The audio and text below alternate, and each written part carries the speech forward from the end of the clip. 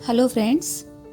अरे रानी, तुम सावली, ऊपर से ये काली साड़ी, वो अच्छी दिखेगी क्या तुम्हारे ऊपर? पहले ही तुम्हारे रंग को देखकर लोग ताना मारते हैं। पूरब रानी से बोला।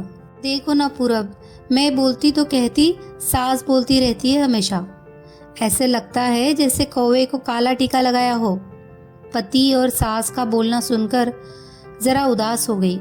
वो काली नहीं थी, कृष्ण वर्णीय और रानी नाक नक्शे में अच्छी थी, पर पति और सास कलर को लेकर रानी को हमेशा ताना मारते थे। क्या करेगा वो भी? वह गोरा और रानी कृष्ण वर्णीय। लोगों का क्या, वो तो नाम रखने में पीएचडी होते हैं। ब्लैक और व्हाइट जोड़ी बोलते थे दोनों को। पूरब का मन वैसे साफ था। रानी को अगर कोई कलर को लेकर बोलता तो उसे जरा भी अच्छा नहीं लगता था, इसीलिए वह भी थोड़ा बहुत बोल देता था ताकि वह जिद न करे। लेकिन जब वह बोलता था तो उसे इस बात का पछतावा होता था। उसकी माँ घर में हमेशा कड़वाहट रखती थी। आज भी वैसे ही हुआ। घर में उत्सव के माहौल में सुबह जब सास ने रानी से बात की तो वह थोड़ी घबराई हुई थी। उसका चेहरा भी शांत था। पूरब वास्तव में खुद पर शर्मिंदा था। अपराधी की तरह बैठने के बजाय वह काम के लिए बाहर गया।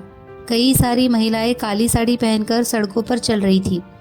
सभी ही गोरी थी ऐसा नहीं था, लेकिन उन पर वह काली साड़ी अच्छी लग रही थी।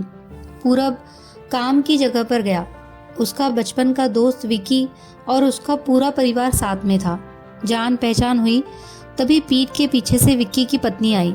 वह भी काली सावली ही थी, काली साड़ी पहनी थी उसने।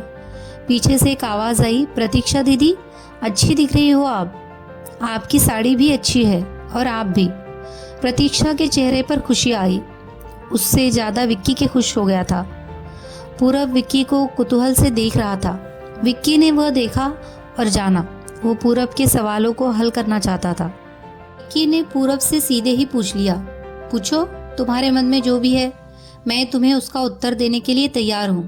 पूरब पहले हड़बड़ाया, फिर वह बोलने लगा कि नहीं नहीं, ऐसा कुछ भी नहीं है। विक्की ने पूरब से कहा, तुम मुझे नहीं जानते कि मैं लोगों का मन कितने अच्छे से पढ़ सकता हूँ। तुम तो मेरे बचपन के मित्र हो। तुम्हारे मन की बात भला मुझसे कैसे छुपी रह सकती है?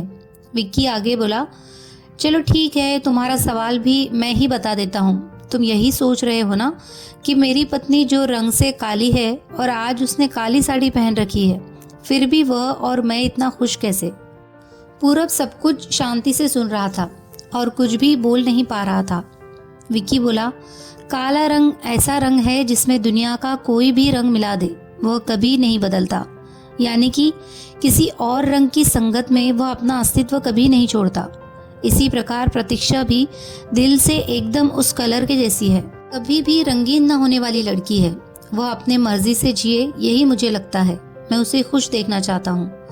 लोगों का क्या, वह तो बैठे ही है बुरा भला बोलने के लिए। गोरी औरत रही तो छिपकली बोलते हैं, काली होती है तो चूहा या कौवा बोलते हैं। क्या क्या नहीं बोलते लोग। ताना मारने वाले मारते रहते हैं। हमें हमेशा खुश रहना चाहिए। वही मैं अब कर रहा हूँ। तो सुबह मुझे बोली, मैं कैसी दिख रही हूँ, अच्छी लग रही हो तुम। ऐसा बोलने पर उसके चेहरे पर वह कोलगेट स्माइल देखकर मुझे सकारात्मक ऊर्जा मिली।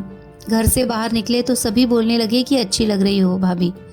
हम दोनों ने अच्छे मन से यह बात सोची, कोई ना कोई ताना मारने के लिए बोला ही होगा। उस वजह से जीने की दिशा क्यों बदले? पूरब को उसके घर का सुबह का माहौल याद आ गया। वह खुद पर ही चिढ़ गया। उसे लगा वो सचमुच में गलत था। मैं ही रानी को दुख देता हूँ, उस वजह से सब उसे बोलते हैं। अब मुझे ही अपनी भूल सुधार कर उससे माफ़ी मांगनी होगी। उसने हंसते हुए विक्की को अलविदा कहा। अपना काम निपटा कर वह एक साड़ी की दुकान पर गया। रानी के लिए उसने काले रंग की साड़ी ली और घर गया। घर जाने के बाद रानी शांत बैठी थी। उसने रानी को आवाज दी और साड़ी उसके हाथों में दे दी। रानी को जरा अलग ही लगा। उसने प्रश्नार्थक नजरों से पूरब की ओर देखा। उसने बॉक्स खोलकर देखा तो काले रंग की साड़ी थी। रानी, मैं लाया हूँ तुम्हारे लिए साड़ी, आज पहन के दिखाओ कैसी दिखती हो तुम। अच्छी नहीं लगी तो बदल देंगे साड़ी को। देखने तो दो कैसी दिखती हो तुम इस रंग में। रानी को जरा अच्छा लगा। चलो तैयार हो जाओ, जल्दी हम जरा बाहर जाकर आते हैं। एक क्लाइंट के पास जाना है, उन्होंने बुलाया है जोड़ी में। पूरब का बोलना सुनकर रानी तैयार हो गई। काली साड़ी, उस पर हल्का सा मेकअप और लंबे बालों की चोटी। पूरब भी क्या, पूरब की माँ भी रानी को देखती रह गई। पूरब बोला, रानी सॉरी। अरे लोगों की बातों में आकर मैं तुम्हें हमेशा बोलता रहा और खरा सौंदर्य किसमें है यह मैं भूल गया। रंग दो ही है ये जानकर फिर जीना छोड़ दे क्या? अपनी खुद की पसंद छोड़ दे क्या? मैं तुम्हें काली रंग की साड़ी पहनना बहुत अच्छा लगता था ना, पर मैं हमेशा तुम्हें टोकता रहा। अब मुझे समझ में आया किसी भी रंग में रंगते वक्त मन साफ हो तो खूबसूरती निखरती है। तुम चाहती हो वैसे ही जियो, मैं कभी भी तुम्हें नहीं बोलूँगा। हाँ, सचमुच सुंदर दिखती हो तुम। तुम्हारे रंग पर अच्छा खिलता है यह काला रंग।